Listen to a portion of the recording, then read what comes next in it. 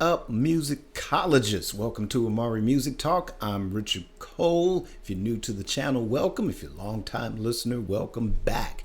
All right, so today's episode, this is the first part of a three-part episode arc here. The last few weeks, we have seen the announcement or heard the announcement of two of my favorite artists. First was the announcement of the Beatles anthology. It's the 30th anniversary of that multimedia project. You got the documentary. It was a three-part documentary that aired here in America on ABC back in November of 1995. You also got the release of two new Beatle tracks with that, Free as a Bird, Real Love, which respectively was on Volume 1 and Volume 2 of the three-volume anthology record set that came out between 1995 and 1996. Also, there was a book, sort of in their own words, autobiography that was released as well. And so here we are, 2025. So all of that is coming back out. Actually, when the documentary was released on home video, that was expanded to an 8-part series. This will be debuting on Disney Plus. All remastered and sound remastered and everything. This will be on Disney Plus in late November, and this has been expanded to 9 episodes. So a good reason to celebrate, but this came at the expense of what most Beatle fans were anticipating for about 3 years now, or going on 3 years. The release of a Rubber Soul box set. I'll kind of get more detail about the circumstances later, but also on the Prince side of things, which many of you returning to watch this show are more familiar with the Prince content. This past few days, we've seen the announcement of Prince's Around the World in a Day album. It's not going to be a box set. It's more of an expanded edition where it's just a remaster of the original album along with a Dolby Atmos mix, which you'll hear on streaming services that support that. The second disc is the disc of the extended versions of a lot of the B-sides that were released with the singles from that album, as well as the 2 versions of For the Tears in Your Eyes. One was the studio version that was on the We Are the World album, and then there was the live video recording that Prince, Lisa, and Wendy did for inclusion in the Live Aid televised broadcast from 1985. All right, so, and fans were anticipating at least, an Around the World in a Day box set. It was a lot of misunderstanding. That was announced at Celebration, and the original announcement did specify that this was not a box set. It was an expanded edition. But then there was word from somebody that attended that thought they specifically heard box set, and that kind of lent to the confusion. I know I kind of dropped the ball a little bit because usually I always preface certain things with, if you don't hear it from the Prince estate, Sony Legacy, or Warner Brothers, take it with a grain of salt. So these things have kind of led with their respective fan bases with a lot of disappointment. I know, like I said, this is a 3-part series. The first part tonight, I want to talk about the Beatles side of things. And in that case, I was anticipating a Rubber Soul box set. I got, back in 2017, with the 50th anniversary of Sgt. Pepper's Lonely Hearts Club Band. The Beatles had set the bar very, very high for releasing box sets. It was a phenomenal remix by Giles Martin. That one I would say is probably my favorite due to the fact that a stereo mix was created from the notes of the original mono mix, which I thought was kind of going to be the standard for all of them. But each subsequent box set has had its own unique mixing strategy. But for the most part, I've enjoyed every single one. But you had Sgt. Pepper starting off 2017. Then there was the anniversary of the White Album in 2018, and a great mix of that one as well. There was Abbey Road in 2019. That one was a little bit divisive. I don't know. I've enjoyed parts of it. I know it's getting used to having heard the original mixes for so many decades. And I'm going to have to listen to it again at some point, but that one was a little bit divisive, but it didn't create this wide range of complaints, and nobody was boycotting the Beatles or anything like that. And then later you got Let It Be, and that was in conjunction with the 3-part documentary Get Back. And then later, after that, was a remastering or restoration of the original Let It Be film, to which the Get Back documentary comprised of the many, many, many, many hours of footage that was used to create the Let It Be film. All right, so with all that said, after that, we got Revolver. And Revolver is my favorite Beatles album. Had been a Beatles fan, let's see, starting at age 10, so this is 1976. So by 1978, this was the first real, actual Beatles album I got. And it was a UK pressing on top of that.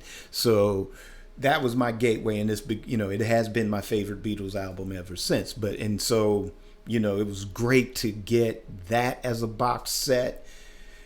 And like I said, the logical step was to go back and do Rubber Soul as the box set, but we didn't get that. Let's see, what did we get? We got a remixing and remastering of the classic Red and Blue albums.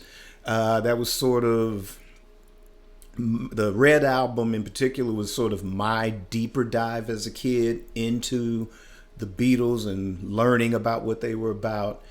But it was something that the fans, and especially first and maybe some second generation fans, felt really wasn't needed, but it was understood that it's like, okay, cool, this is something that could logically bring in younger listeners, newer listeners, fine. And it included the final Beatles track, which was 2023's Now and Then.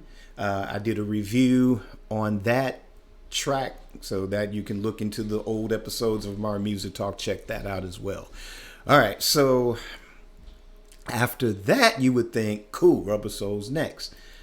Nope, that wasn't next. We got the reissue and a remaster, mono remasters of the Beatles US albums. So for those that watched this show for the Prince content, I'll explain. So when the Beatles came over here in 64, I Want to Hold Your Hand was a big hit. But prior to that, they had been trying to crack the American market and was unsuccessful until I Want to Hold Your Hand blew up. And that coincided with them coming over. And Capitol Records, which is a subsidiary of the actual British record company that the Beatles were signed to, they were reluctant to put Beatles product out. But again, once I Want to Hold Your Hand took off, they smelled the money and said, okay, we're cashing in. So with the Beatles, the original UK albums, you had roughly on average like about 14 songs per album, and then singles that weren't on the album. So they really cared about giving the fans their money's worth, right? So With that, with that, Capitol decided to, well, they chopped up the albums, and so they would put out albums that were about 10 songs per album. And the American market is so used to, like, oh my God, we got to have those hit singles on the same, on the album as well to sell the album. So they would take the singles, say like with the first would Meet the Beatles, they took like I Want to Hold Your Hand and the B-side and put that on the album. And they took half of the songs off of the Beatles' actual second album and made a mismatch. And so they were able to kind of like saturate the market. So where the Beatles would come out realistically with about 2 albums and about 2 singles a year up until 1967, then Capitol would put out like maybe 3 albums a year. Just like I said, just to kind of cash in and capitalize on the whole Beatlemania thing. So for those living in America, those are the versions that they grew up with, But by 1987, the Beatles had streamlined, when they were coming out with CDs, had streamlined everything to say, okay, look, this is the official catalog. It's the UK pressings, and that's what we're going to release from this point forward.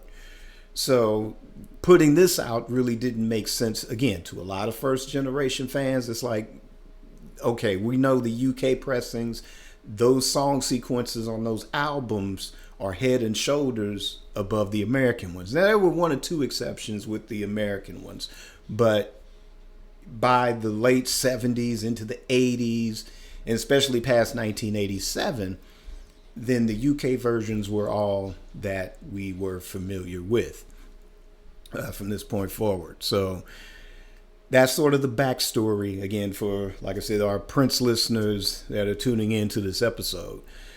So instead of getting Rubber Soul box set, then the 1964 albums, American albums, were released as a box set. But the beauty of it was that if you were interested in at least one of the albums, or like in my case, I got Beatles 65 only because, like, as a kid, I always wanted that but never got it. My actual introduction to the American versions I got as a kid was the Beatles' second album, and I have yet to get that. I don't have it anymore, but I have yet to get the remastered mono version at some point. It's no big rush at this point, but for nostalgic purposes, that's probably the one that I would get starting off.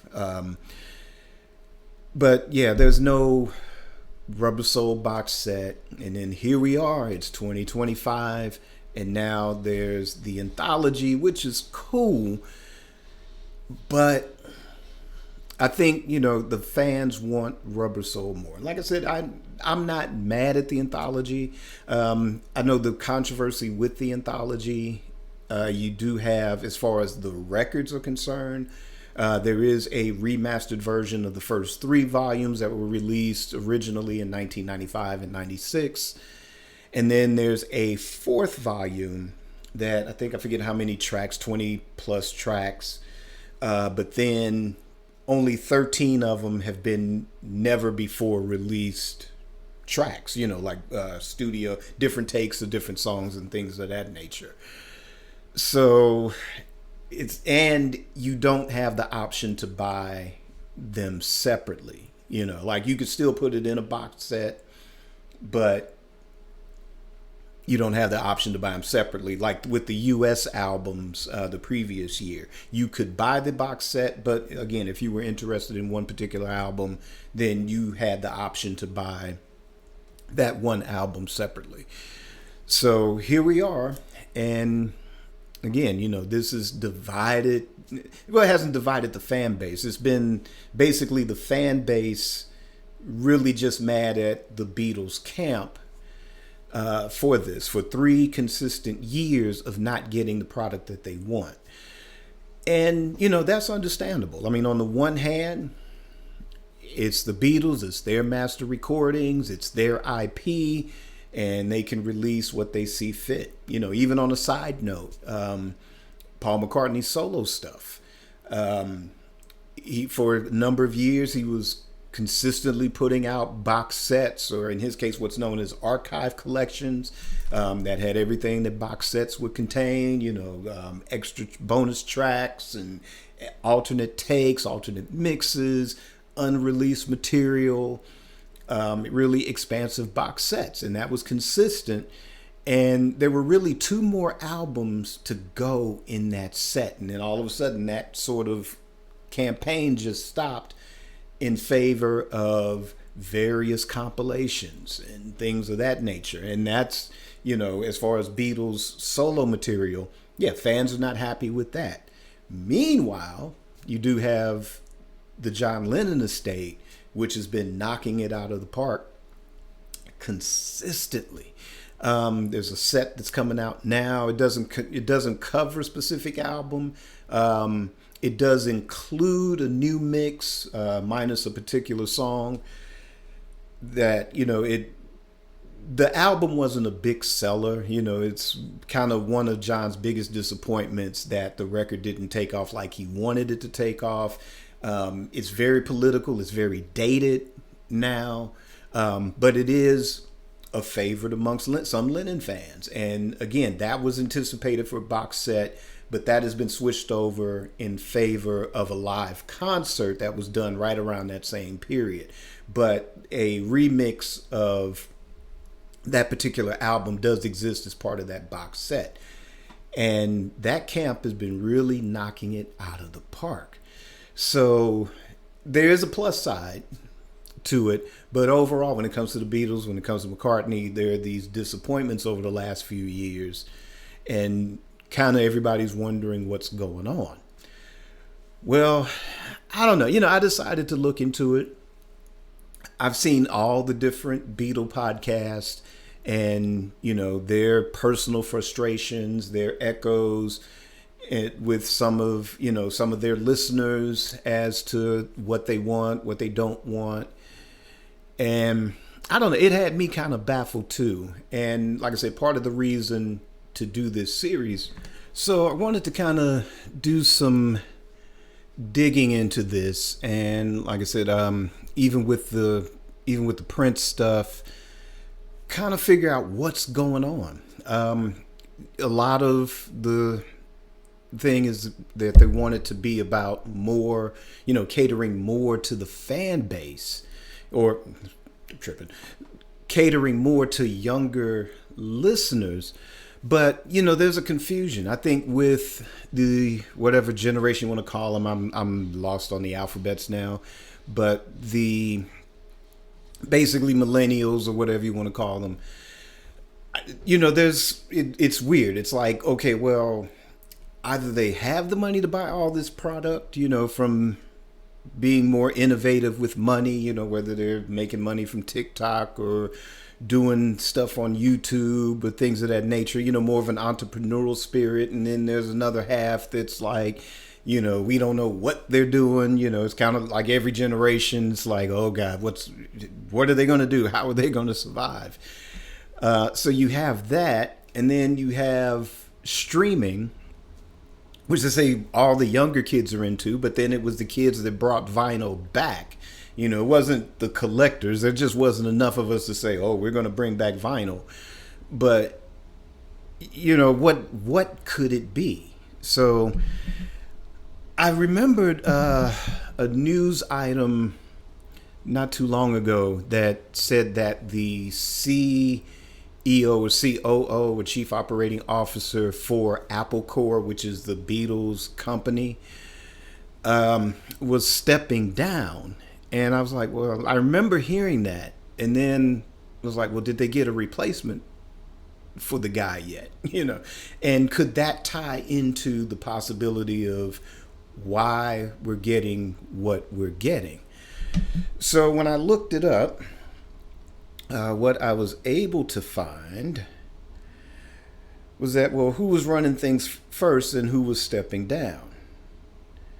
And the person that stepped down is a gentleman by the name of Jeff Jones. And here is an article from October 21st of 2024. And this is from musicbusinessworldwide.com. And the headline is Jeff Jones steps down as CEO of the Beatles Apple Corps.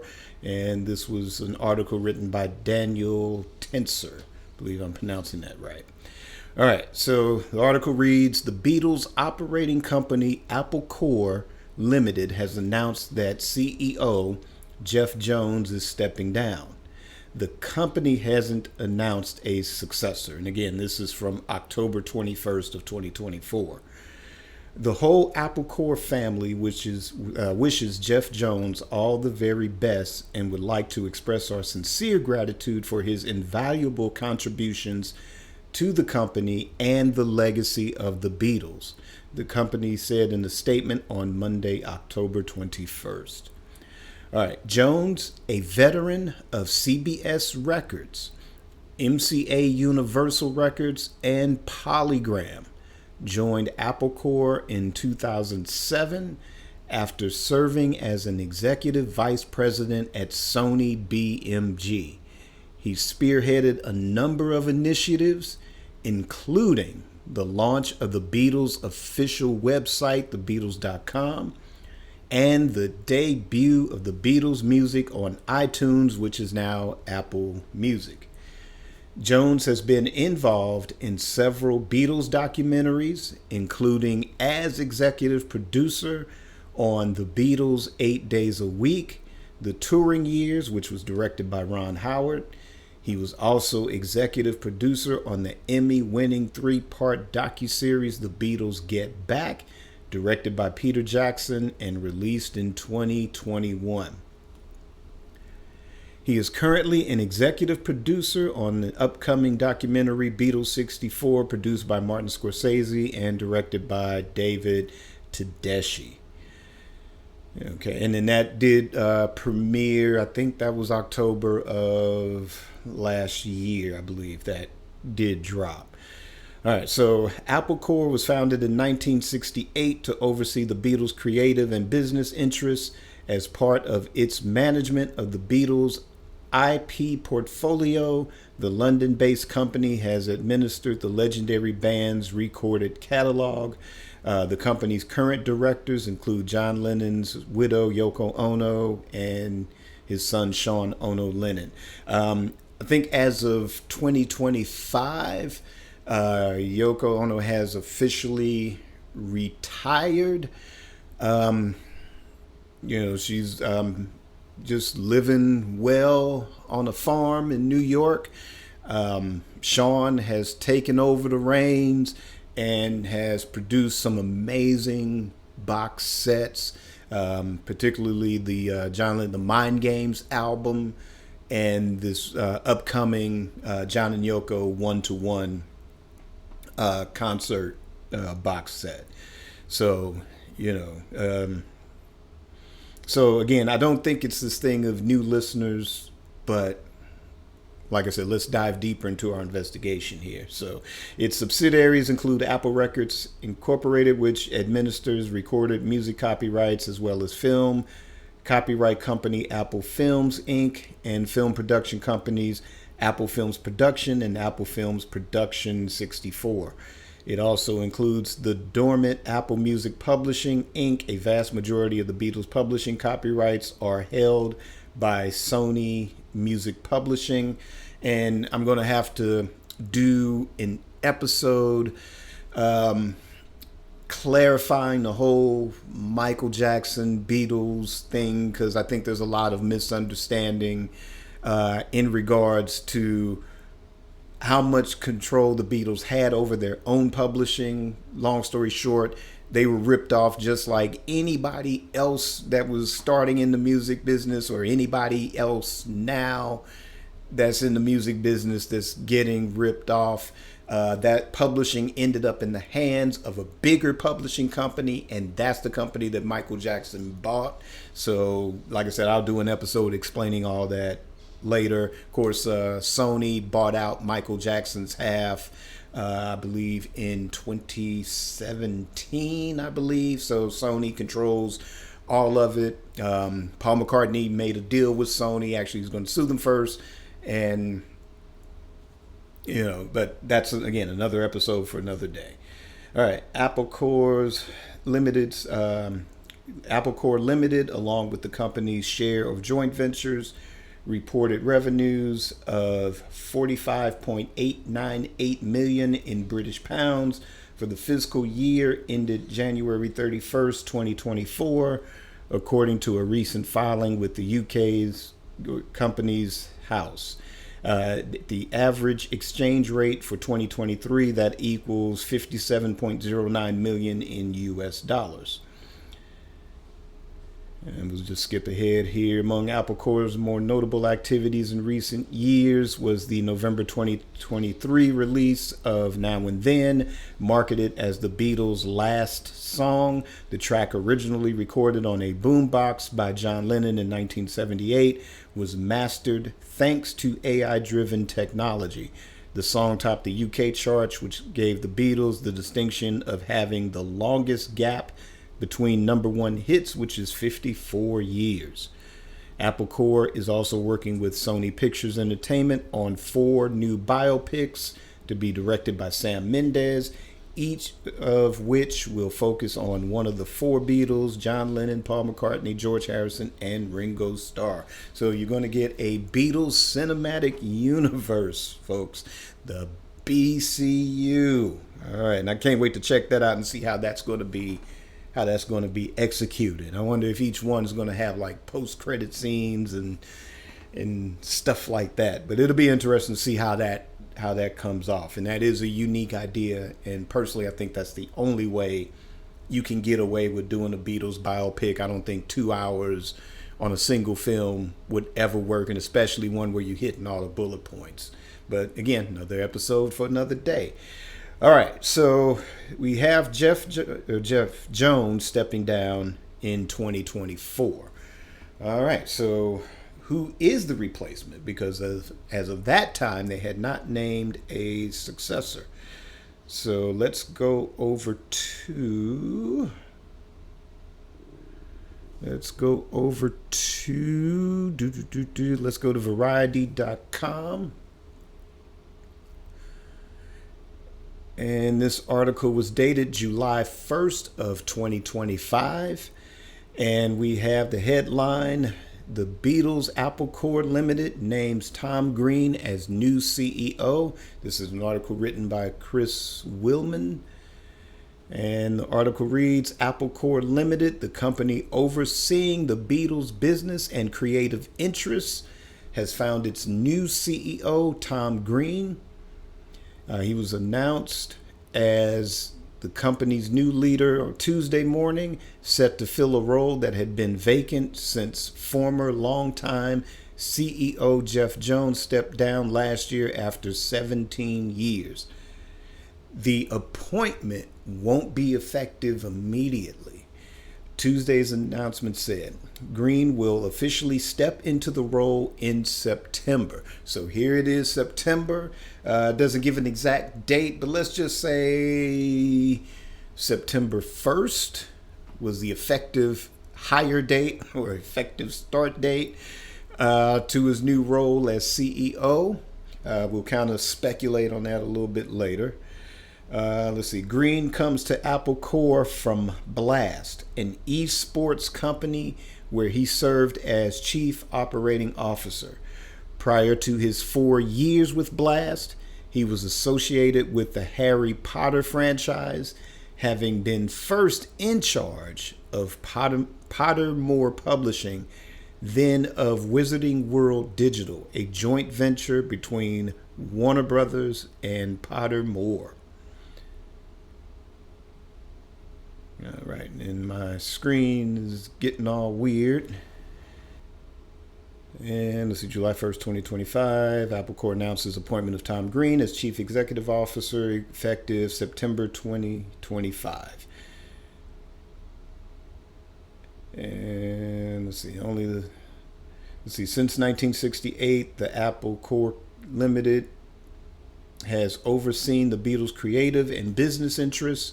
During that time, John Lennon, Paul McCartney, George Harrison, and Ringo Starr have been a pioneering creative force, bringing the band's music to billions of fans. Only the third CEO in Apple Corps' storied history. British executive Tom Green's experience and vision perfectly position him to continue that legacy while expanding the Beatles' creative horizons. Green has previously fulfilled operating roles for the Harry Potter franchise, including stints running both Pottermore Publishing and Wizarding World Digital, a joint venture between Warner Brothers and Pottermore.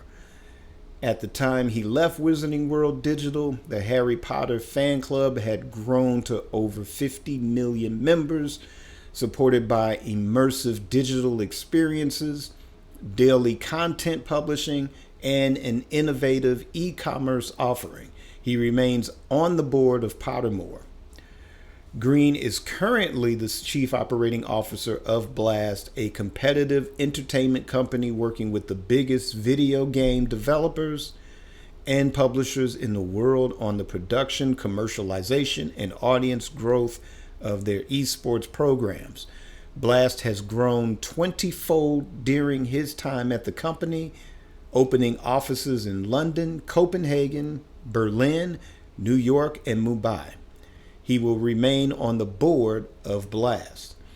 Paul McCartney, Ringo Starr, Olivia Harrison, who executes the George Harrison estate, and Sean Ono Lennon say, "We are thrilled to welcome Tom Green as CEO. We have a lot of exciting plans, and Tom's experience and vision making him the perfect person to join us in making it all happen." Tom Green says it's a huge honor to lead Apple Corps into this new phase of its history. Like so many people around the world, I grew up in a household obsessed with the Beatles and their music.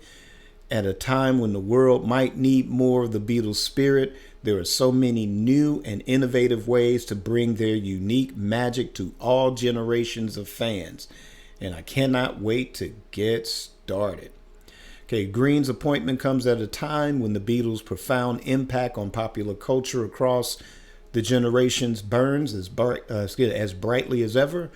Apple Corps' innovative music initiatives include the acclaimed special edition releases for several Beatles albums, including Sgt. Pepper's Lonely Hearts Club Band, where we discussed that earlier, those run of albums, and the international hit single Now and Then, which reached #1 in the UK singles charts and garnered the band's latest Grammy win and a Brit Award nomination.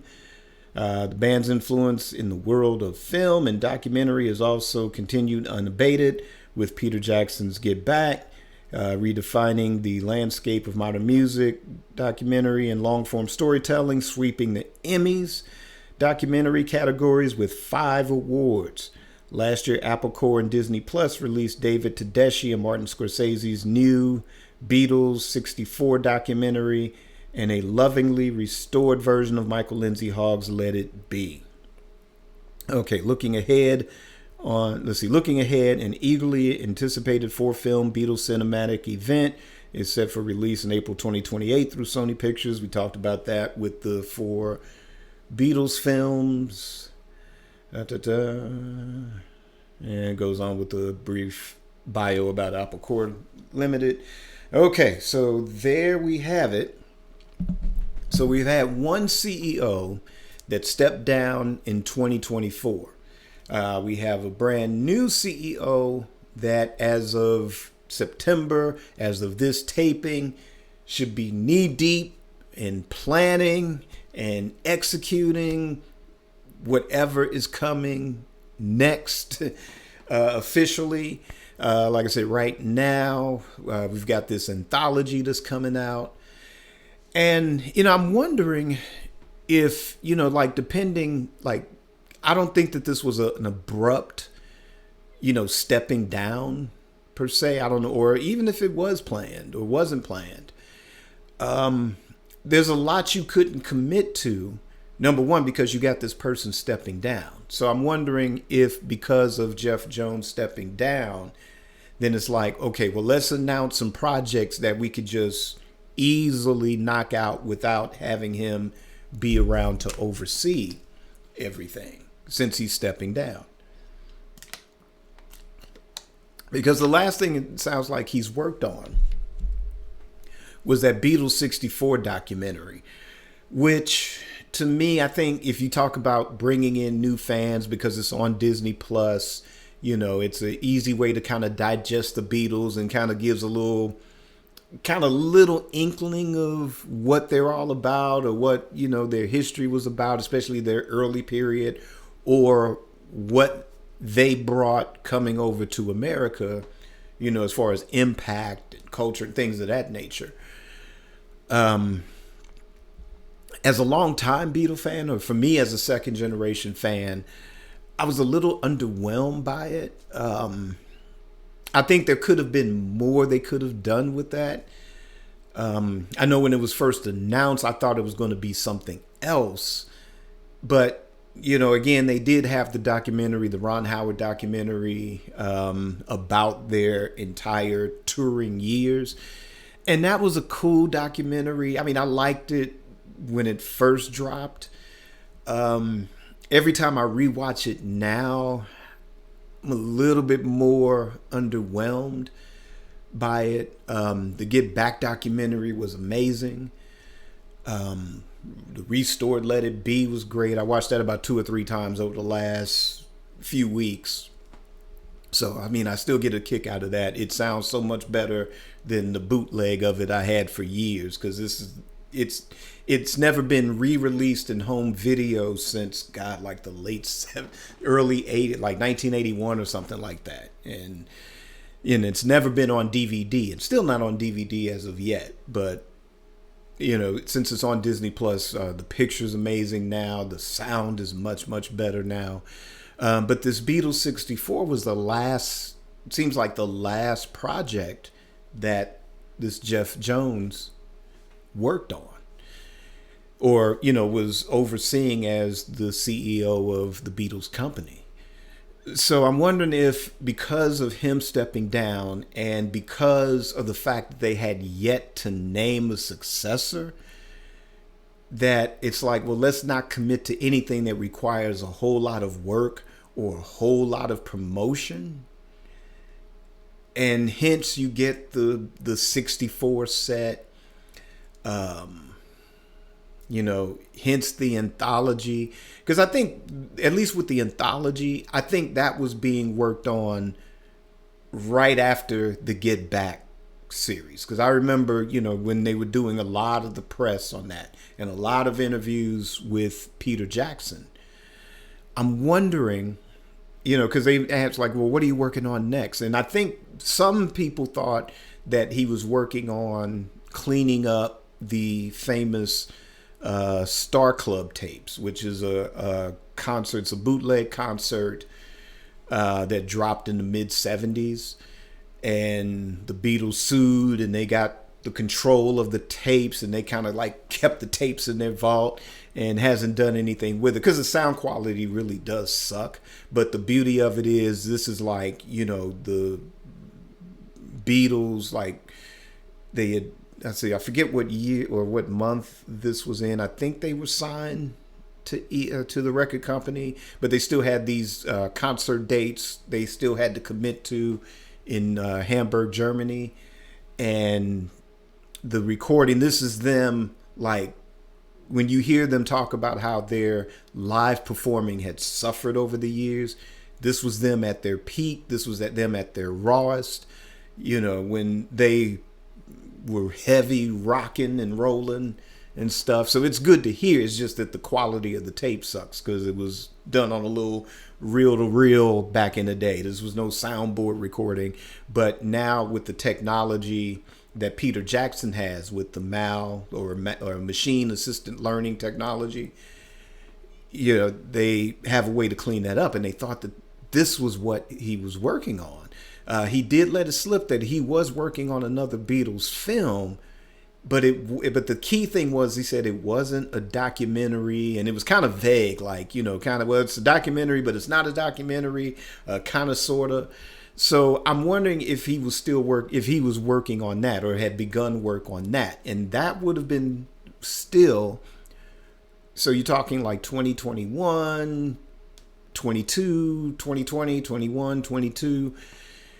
So the Jeff Jones would have still been around to say, okay, well, to oversee that or give the okay to that or go to the Beatles and, because really it comes down to their final say so. So if the estates of George Harrison, John Lennon, and then plus Paul McCartney and Ringo Starr, if all four entities agree, then that's what goes out. So I'm wondering, again, because Jeff stepped down in 2024, and it's only taken until now to get a replacement in place to, oversee projects or come up with new innovative ideas, then, like I said, putting out product that doesn't take a lot of work. Now, I know what the argument, and if some of the other Beatle podcasters do catch wind of this episode, I know they're going to be like, okay, would that still, they could still have put out Rubber Soul. Technically, yeah. But if the CEO wasn't around to officially give the authorization, or I don't know, it is an argument, but I think that because Jeff had overseen the release of all the box sets that had been released up until Revolver, what type of additional work was required from the CEO? Because all the Beatles, the Paul and Ringo and George's estate and John's estate, they just sit back and they just listen to the stuff and they go, okay, well, I approve of this mix, or nope, there's too much John here, or we need more George here, or George wouldn't have wanted that, or John wouldn't have been okay with that, or Paul's like, oh, this could be better, and Ringo is just like, hell no.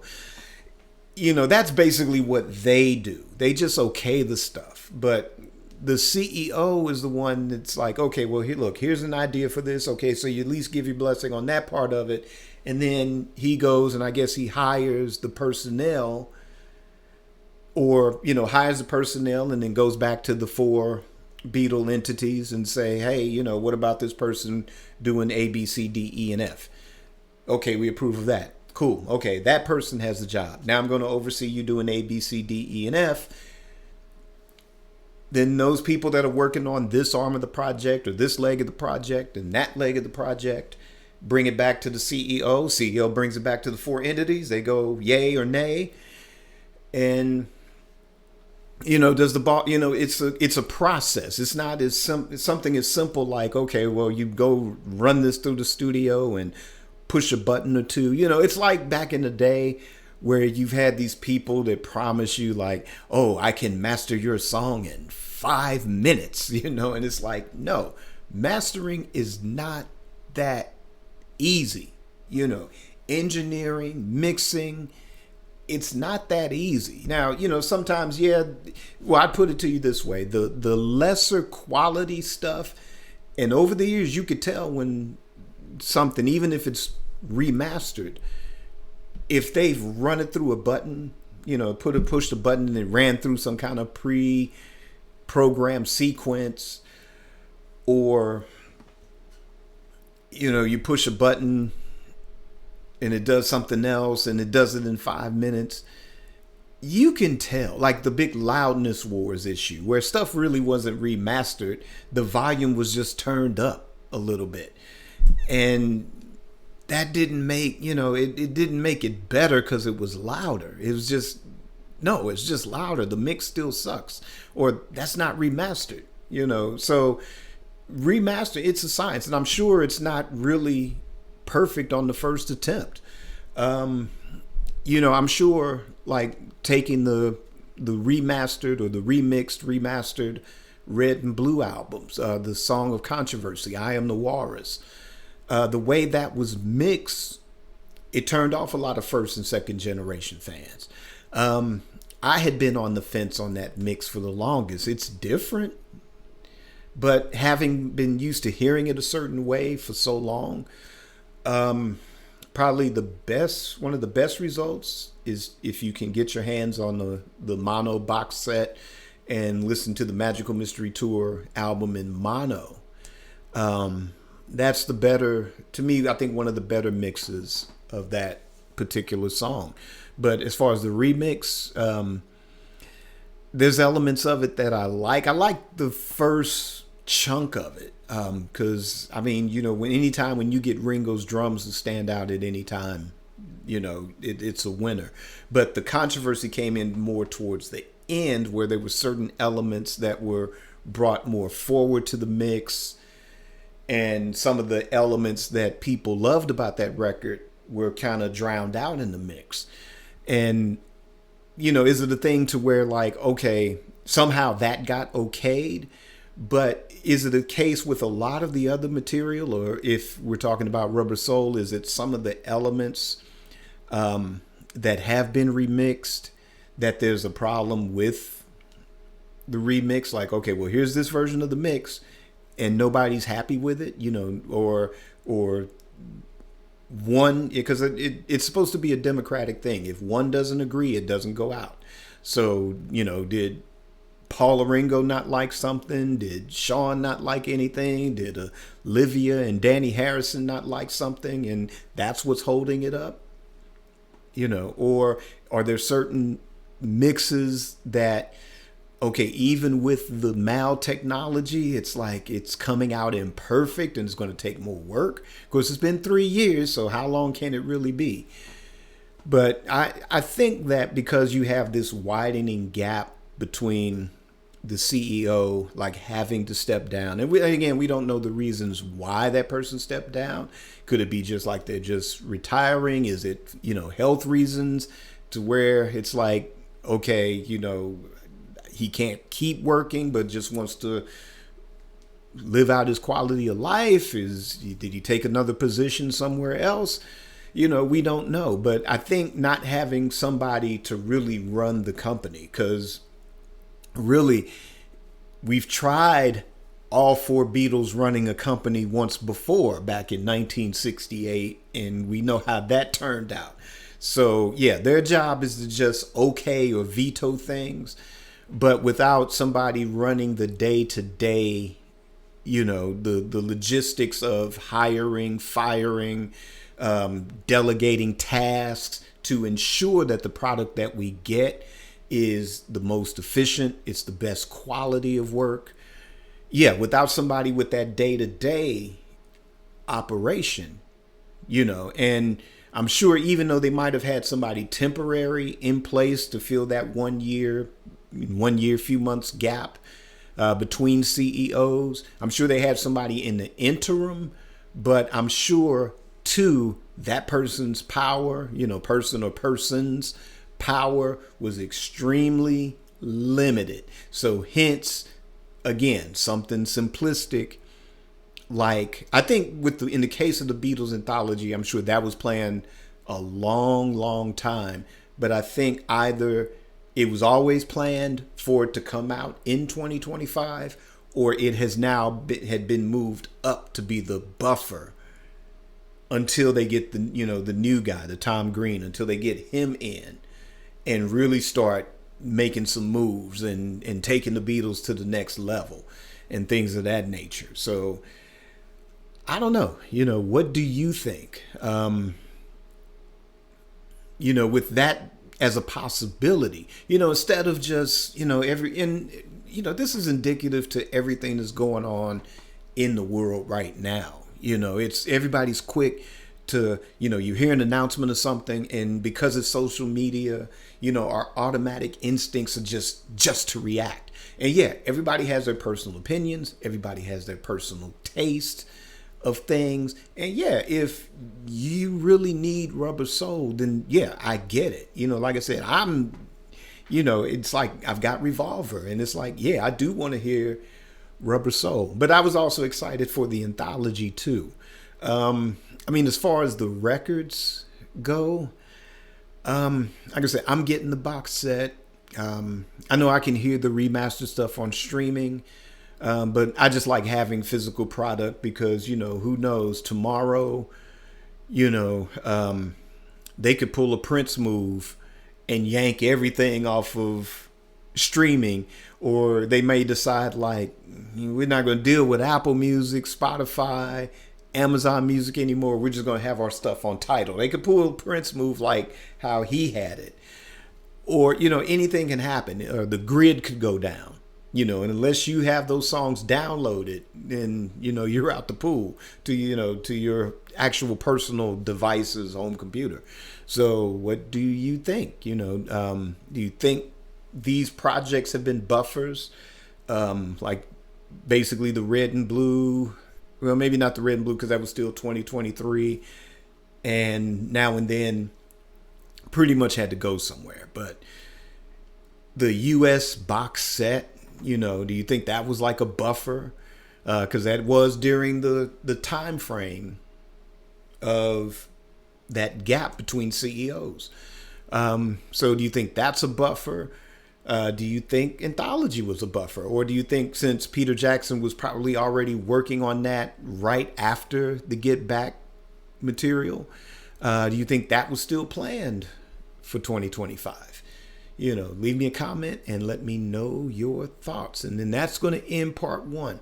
Part two, we're going to focus on the Prince side of things. We're going to talk about, again, the Around the World in a Day, which is no longer a box set. It's going to be an expanded version. I don't have any in-depth information like I did as far as the Beatles, but there are dots to connect with that as well.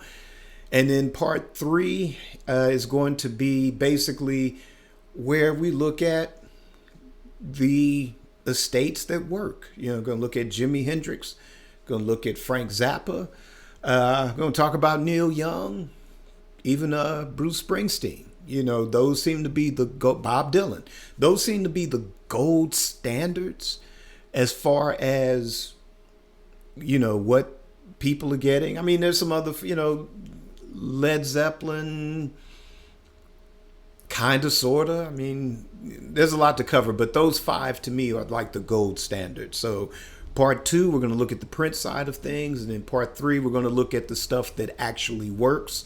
Again, regarding those five artists, Jimi Hendrix, Bob Dylan, Frank Zappa, Springsteen, and Neil Young. So like, subscribe, hit the notification bell.